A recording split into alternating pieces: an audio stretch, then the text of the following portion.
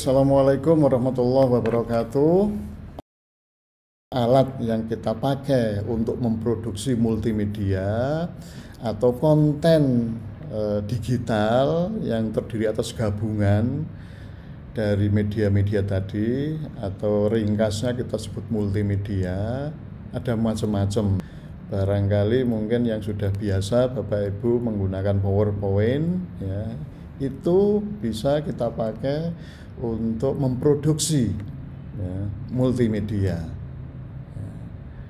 Nah, di situ saya sampaikan ada tool, ya, yang berbasis halaman, slide gitu ya, yaitu PowerPoint ya. Kemudian ada yang berbasis waktu, ya. Barangkali Bapak Ibu udah pernah dengar Flash, ya, Adobe Flash, ya. Kemudian ada yang berbasis icon, ya, misalnya ada outerwear. Itu silakan mau pakai yang mana saja itu boleh, karena itu adalah tool, ya. Atau kalau Bapak Ibu guru cari tool yang open source, itu juga banyak, ya, kita di internet. Atau ada yang berbasis Android juga, yang free ada banyak. Jadi silakan bebas menggunakan tool tersebut. Nah, kalau yang tadi itu tool untuk memproduksi multimedia, ya. Nah, kalau yang ini adalah elemennya, elemen teks, kemudian gambar, kemudian suara. Itu juga ada banyak tersedia tool-tool di pasaran maupun di internet, baik yang free juga, pengolah gambar, pengolah suara, video dan sebagainya. Saya kira Bapak Ibu guru sudah banyak juga mengeksplor. Mungkin nggak harus yang canggih-canggih, ya, mungkin yang simple saja.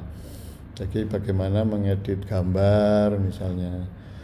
Nah, atau kalau kita hanya membuat teks, ya, yang biasa, mungkin tool seperti Microsoft Word, nah itu bisa juga, ya. Simple. Jadi Microsoft Word itu juga tool yang dipakai untuk memproduksi konten digital. Ya, misalnya kita membuat RPP, itu kan menggunakan Microsoft Word. Itu adalah konten digital, ya, untuk memfasilitasi pembelajaran kita. Nah, kemudian langkah produksi, ya, 1-5 itu adalah langkah yang kita bikin simple, ya Bapak Ibu. Kalau gambar yang di bawah itu adalah langkah formal, ya.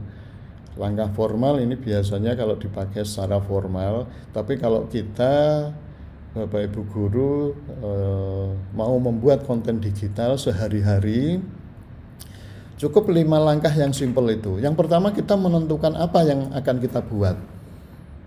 Jadi simple aja. Oh, saya mau membuat ilustrasi gambar, ada bulan, matahari, ada bumi, untuk menunjukkan terjadinya gerhana matahari misalnya.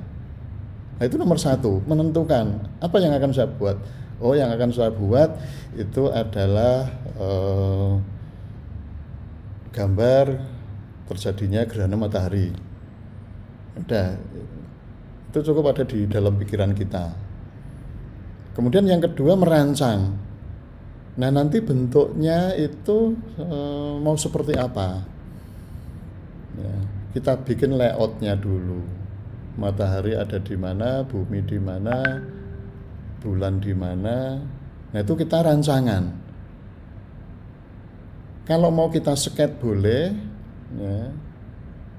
Kalau mau hanya ada di pikiran kita, itu ya tidak masalah. Jadi nomor 1 dan nomor 2 itu mau hanya ada di pikiran kita, itu juga tidak masalah. Atau mau bentuk sketnya juga boleh. Nah, yang ketiga itu adalah membuat gambar rancangan tadi matahari, bulan, bumi itu akan saya buat dengan apa? Nah, mau dengan PowerPoint boleh.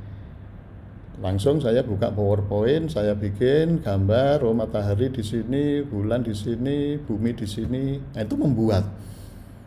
Ya. Nah, tentu ketika kita membuat itu harus kita memperhatikan kaedah-kaedah, rule sehingga menghasilkan produk yang baik. Ya. Nah, produk yang baik atau yang kurang baik itu nanti kita perlu yang nomor 4 itu menilai kualitasnya. Ya, nanti setelah ini akan kita lihat bagaimana menilai kualitasnya. Ya, itu bisa kita lakukan sendiri. Ketika saya membuat bulatan untuk matahari, bulatannya seperti ini, buminya seperti ini. Loh, kok malah buminya lebih besar? Nah, itu kan berarti kita dalam proses menilai, oh berarti salah, berarti mataharinya harus kita perbesar. Nah, itu misalnya seperti itu adalah menilai kualitas.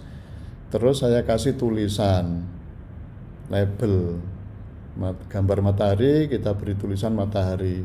Nah, kan saya harus memilih fontnya, ukuran fontnya, oh terlalu kecil. Nah, itu dalam proses menilai juga. Jadi membuat dan menilai itu bisa dalam proses yang bersamaan atau bisa sesudahnya. Kemudian kita pastikan selesai, maka itu kita berikan ke siswa. Yang nomor 5 itu mengirim atau mengkomunikasikan ke siswa. Kita presentasikan, kita kirim melalui WA, kita kirim melalui email dan sebagainya. Itu ketika kita sudah menilai kualitasnya.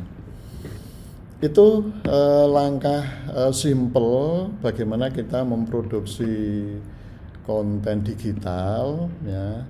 Nah, yang bawah itu ada gambar, itu adalah langkah formal. Biasanya Bapak Ibu guru yang mahasiswa ya membuat tesis, membuat disertasi, itu harus ada langkah formal. Ya. Merancang. Kalau tadi kita yang nomor 2 merancang kan tadi saya bilang boleh aja dalam pikiran. Itu kan karena langkah praktisnya. Tapi ketika langkah formal menyusun disertasi, tesis misalnya, ya rancangan itu nggak boleh hanya dalam pikiran. Harus dituangkan dalam bentuk dokumentasi rancangan, misalnya seperti itu. Mungkin yang langkah formal nggak perlu saya jelaskan. Jadi tadi langkah yang praktis 1 sampai 5 itu saya kira yang simple yang sudah cukup ya.